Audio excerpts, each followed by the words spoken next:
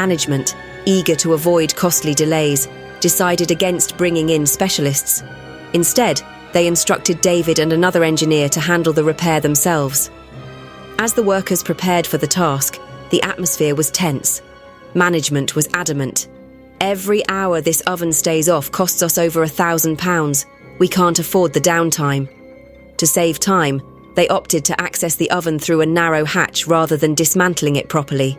Industrial fans were set up to cool the oven, but the heat inside remained intense. By 11 a.m., the repair team suited up.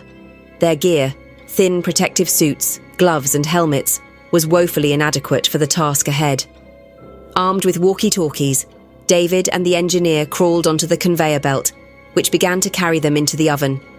At first, everything seemed under control. Then, without warning, chaos erupted. Inside, the temperature was far higher than anticipated. The heat was suffocating, pressing in on them from all sides. Within moments, their protective suits began to sear against their skin. Over the radio, frantic voices broke through. "It's too hot! We can't breathe! Get us out!" The outside engineer positioned near the controls panicked. He scrambled to reverse the conveyor, only to discover that it was a one-way system.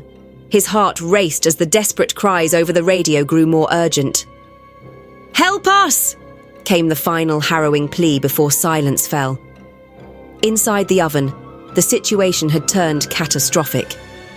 David and his colleague were trapped in a nightmare of scalding heat. The conveyor belt carried them relentlessly forward, deeper into the Inferno. Each breath was agony, the air itself feeling like fire in their lungs. Their attempts to move backward were futile. The belt's unyielding grip dragged them along, while the oppressive heat warped the metal walls around them.